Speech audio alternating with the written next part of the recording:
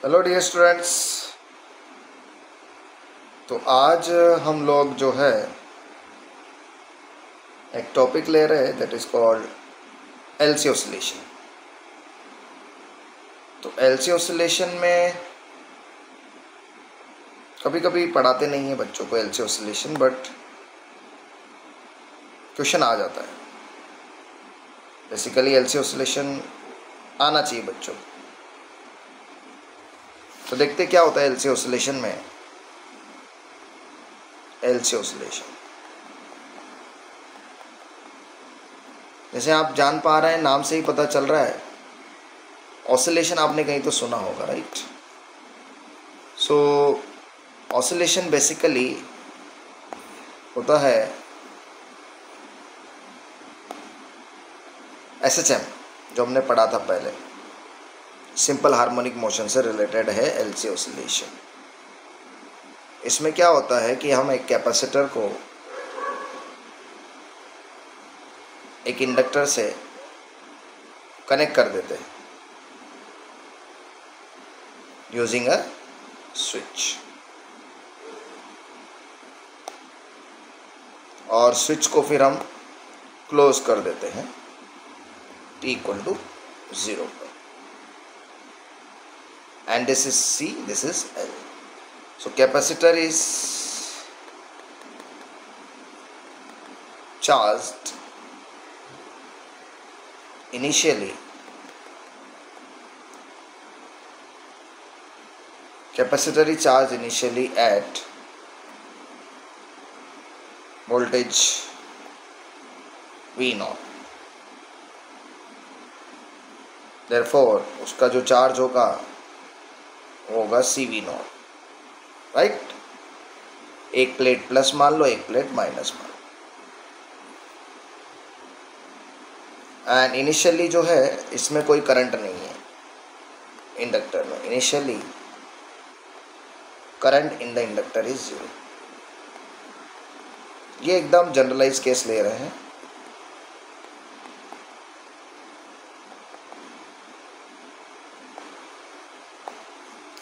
Initially current in the inductor is 0।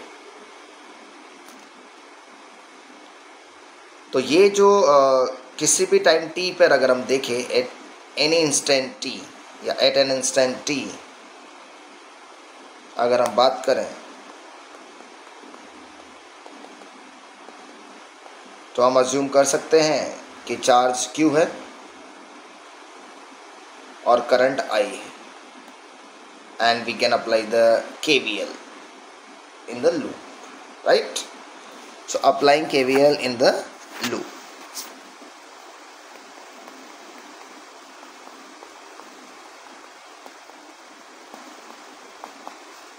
at any instant t, sorry, किसी भी time t पर हम लोग बात कर रहे हैं कि करंट I, चार्ज Q। तो KVL तो आप जानते हैं सब लोग, क्या हो जाएगा, -LdI/dt, और ये आ जाएगा +Q/C = 0। और चूंकि जैसे ही कैपेसिटर को इंडक्टर से कनेक्ट किया है, so what will happen, the charge will decrease और the discharge of the capacitor takes place. So for that sake current जो होगा वो dQ/dt लिखेंगे, लेकिन एक गड़बड़ होगा। क्या? चूंकि चार्ज डिक्रीज हो रहा है इसलिए माइनस लगा। तो जब मैं इसको यहाँ पे डालता हूँ तो ये बन जाता है -L d²Q/dt², डबल डिफरेंशिएशन आ जाता है, +Q/C = 0। इसको अगर मैंने थोड़ा मॉडिफाई किया तो ये बनता है d²Q/dt² +Q/LC = 0। So this is how the equation looks like। मतलब ऐसा इक्वेशन एक बन गया है यहाँ पे। अब ये जो इक्वेशन है ये कुछ देखा देखा सा इक्वेशन लगता है। देखा देखा सा इक्वेशन मतलब लाइक जो एक जनरल डिफरेंशियल इक्वेशन होता है एसएचएम का, वैसा कुछ ये दिख रहा है। कैसा दिखता है वो? थोड़ा सा अगर आपको याद हो तो हम पहले देखे हैं क्लास 11th में that general differential equation of SHM is D square X upon D T square plus omega square X equal to 0. This is a generalized equation of differential equation of SHM. और यहाँ से आप इसको compare करेंगे तो आप देखेंगे कि x जो है वो q की तरह आ रहा है और ओमेगा आ रहा है या ओमेगा स्क्वायर आ रहा है 1/LC की तरह. तो ओमेगा आ जाएगा 1/√LC, जिसको हम लोग कहेंगे नेचुरल एंगुलर फ्रीक्वेंसी. तो नेचुरल एंगुलर फ्रीक्वेंसी. और अगर फ्रीक्वेंसी चाहिए तो ओमेगा होता है 2πf, तो फ्रीक्वेंसी हो जाएगा ओमेगा अपॉन 2π, यानी कि फ्रीक्वेंसी हो जाएगा 1/2π√LC. टाइम पीरियड चाहिए तो इसका उल्टा कर देना. इट मीन्स जैसे यहाँ पर हम लोग देखते थे कि जो हमारा x है वो आता था a sin omega t plus phi, जो कि एक पीरियोडिक फंक्शन है या हार्मोनिक फंक्शन है या लेटर से ऑसिलेटरी फंक्शन है.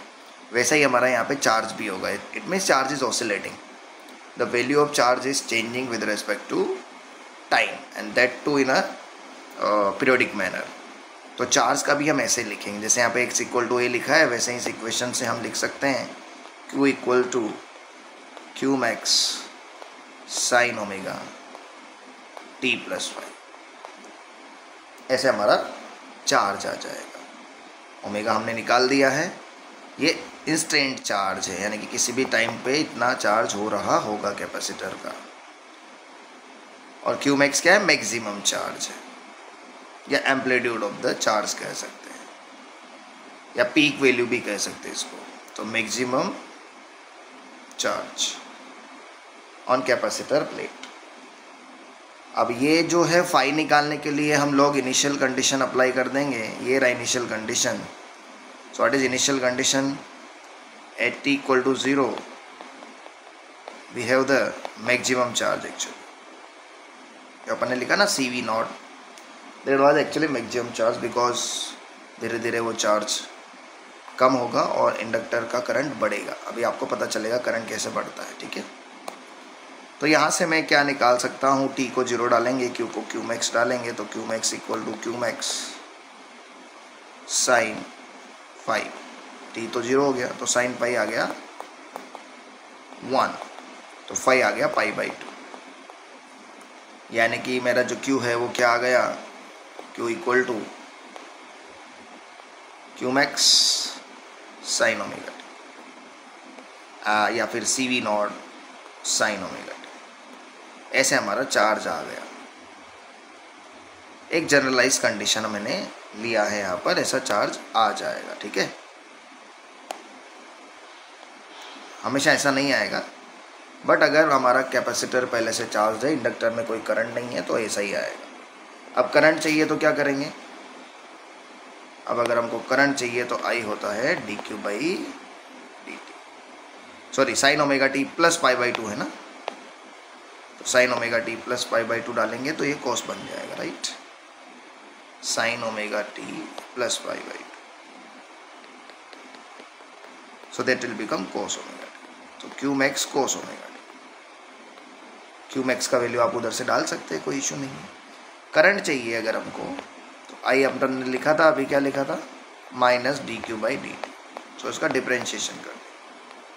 इसका डिफरेंशिएशन क्या हो जाएगा बेटा? आपको भी पता है.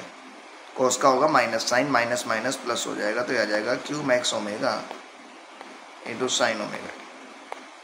और ये जो क्यू मैक्स ओमेगा है ये I मैक्स हो जाएगा, मैक्सिमम करंट. तो Q max I max into sine omega t. तो ये करंट भी हमारा जो है पीरियोडिक फंक्शन की तरह आ गया है. सो व्हाट हैपन्स बेटा? So the point here is very simple and clear, where maximum current I max किसके इक्वल हो गया? that is Q max into omega. What is Q max? That is CV naught, and omega is 1 upon root LC. So this is, you can remember, the maximum current. So the charge is also changing with the time, and current is also changing in a periodic manner. Therefore this is called oscillation. Oscillatory है दोनों, तो दोनों का graph बना देते हैं यहाँ पर. एक साइन का ग्राफ आएगा, एक कोस का ग्राफ आएगा. देख पा रहे होंगे आप. अगर मैं चार्ज की बात करूँ तो कोस का ग्राफ है, करंट की बात करूँ तो साइन का ग्राफ. तो साइन का ग्राफ तो बहुत आसानी से बन जाता है. ये साइन का ग्राफ हो गया, राइट. थोड़ा सा रफ डायग्राम बना लो, कोई दिक्कत नहीं है. अगर आप एक्सपर्ट नहीं हो तो रफ बना लो. और ये कॉस का डायग्राम है. कॉस और साइन में क्या अंतर होता है? जहाँ पे साइन मैक्सिमम होता है वहाँ पे कॉस 0 होता है, और जहाँ पे साइन 0 होता है वहाँ पे कॉस मैक्सिमम होता है. तो ये ऐसा कुछ ग्राफ हमको मिलेगा. यहाँ पे मैक्सिमम, यहाँ पे 0, फिर ये जहाँ पे 0 हो गया तो ये मैक्सिमम हो जाएगा. उसके बाद ये जहाँ पर मैक्सिमम हुआ तो ये 0 हो जाएगा. उसके बाद यहाँ पे ये 0 हुआ तो ये मैक्सिमम हो जाएगा. उसके बाद ये मैक्सिमम हुआ तो ये 0 हो जाएगा, और यहाँ पे ये 0 हुआ ये मैक्सिमम हो जाएगा. ये कोस का ग्राफ आ जाएगा. आप इजीली देख सकते हैं. ये T/2 होगा, ये T होगा. एक साइकिल हो गया कंप्लीट हमारा. तो ऐसे ऑसिलेट करते हैं. तो एक्चुअली इसका फील क्या है? तो फील आता है एनर्जीज से, कि एनर्जीज का क्या हो रहा है, what actually happening with the energies. So energies पहले बात करते हैं इनसाइड कैपेसिटर. तो कैपेसिटर के अंदर की एनर्जी का क्या हो रहा है? देखो, कैपेसिटर के अंदर जो एनर्जी होती है वो पोटेंशियल टाइप की होती है.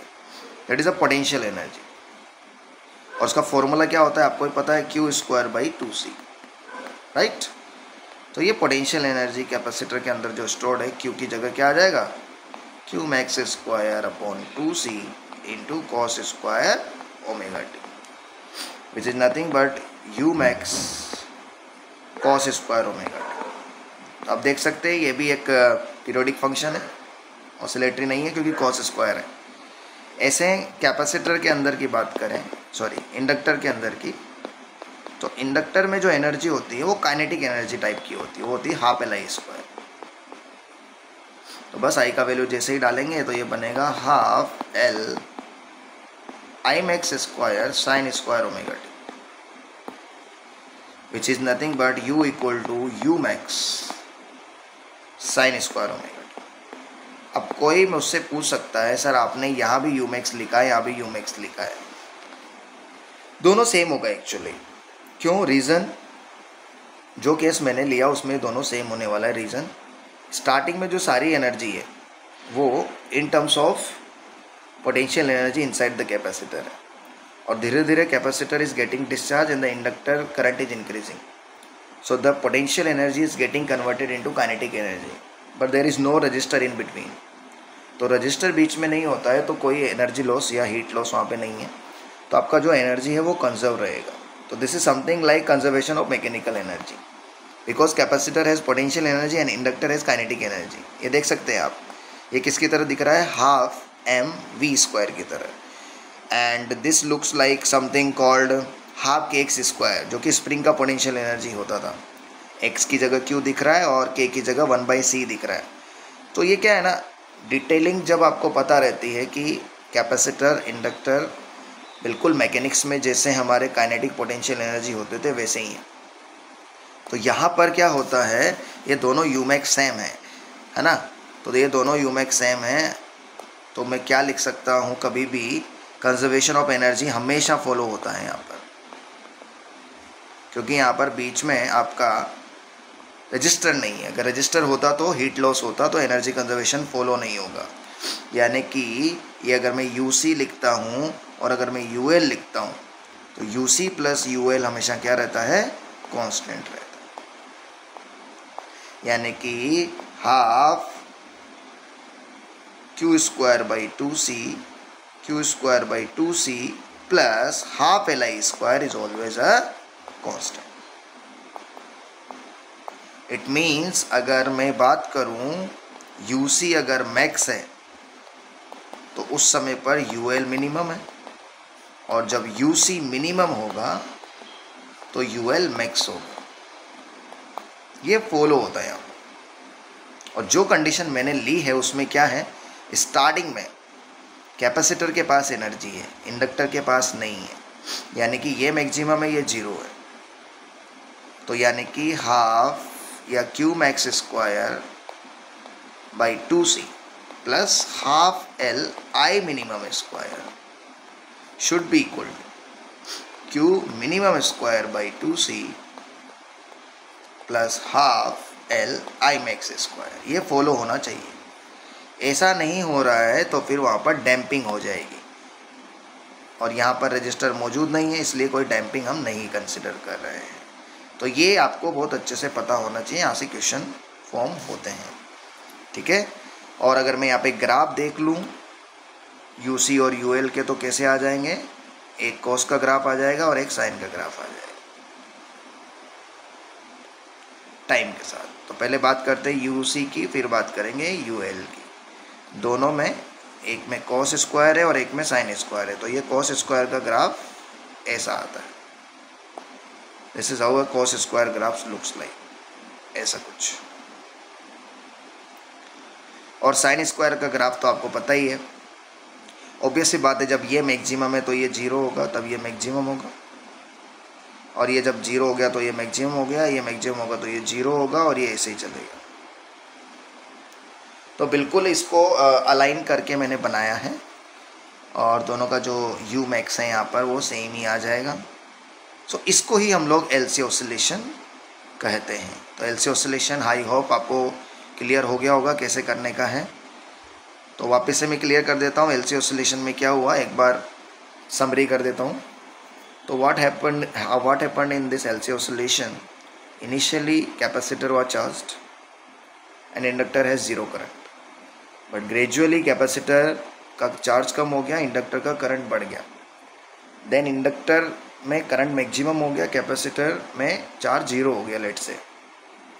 फिर इंडक्टर ने वापस से कैपेसिटर को चार्ज सप्लाई करना चालू कर दिया, और उसका करंट डिक्रीज हो गया, और current charge of capacitor increase हो गया, और यही प्रोसेस चल रहा है।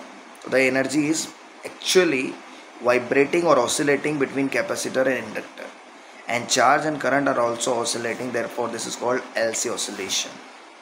ठीक है बेटा, तो इसमें क्या क्या याद रखना है, ये ओमेगा का फॉर्मूला, फ्रीक्वेंसी का फॉर्मूला, क्यू मैक्स का फॉर्मूला, आई मैक्स का फॉर्मूला, ग्राफ्स और एनर्जी कंजर्वेशन यहाँ पे फॉलो होता है। This is similar to conservation of mechanical energy. Hope this is very much understood. Thank you very much.